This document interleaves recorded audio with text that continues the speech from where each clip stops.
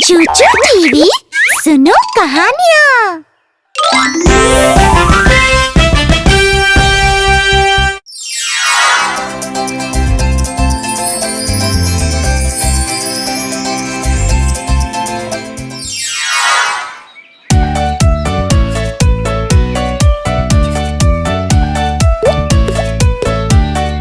एक दिन स्कूल में खेलते समय चाचा गिर गया और उसे चोट लग गई।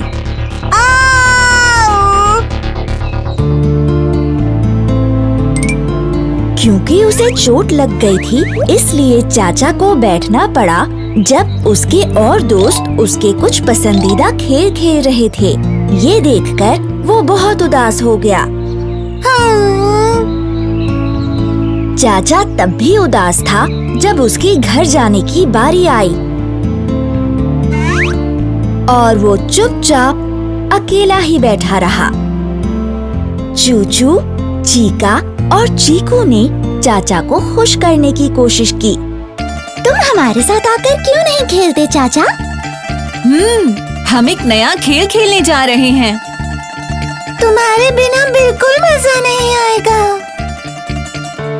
चाचा की माँ ने भी उसे कहा कि वो जाकर और बच्चों के साथ खेले।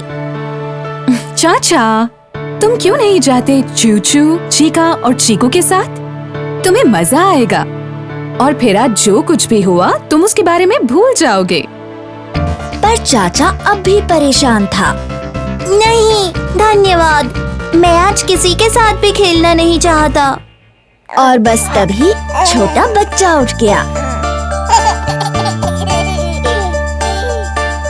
और पूरे घर में घूमने लगा। बच्चे ने चाचा को देखा और पाया कि वो बहुत परेशान था। बच्चे ने अपने कुछ पसंदीदा खिलौने लाकर चाचा को दे दिए। वो चाहता था कि चाचा उनके साथ खेले और खुश हो जाए। पर चाचा को बच्चे के खिलौने नहीं चाहिए थे। नहीं। बच्चे ने चाचा को खींचने की कोशिश की ताकि वो खड़ा होकर खेले। पर चाचा ने खड़े होने से मना कर दिया। नहीं। बच्चे ने बहुत प्यार से चाचा को देखा और फिर मुस्कुराया। बच्चे की मासूम सी मुस्कुराहट को देखकर चाचा भी मुस्कुराया और चाचा की परेशानी दूर हो गई और वो खड़ा हो गया।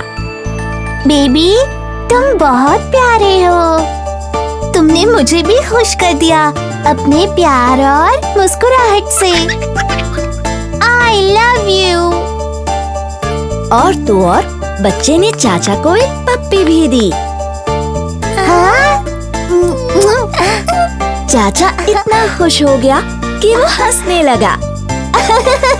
शुक्रिया बेबी। फिर उठकर चाचा चूचू, चीका और चीकू के साथ खेलने चला गया।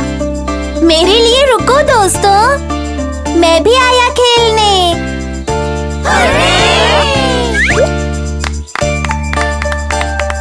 सभी लोग चाचा को दोबारा मुस्कुराता देखकर खुश हो गए। वो सब इतने हैरान थे कि एक छोटे से बच्चे ने चाचा को अपने प्यार से खुश कर दिया।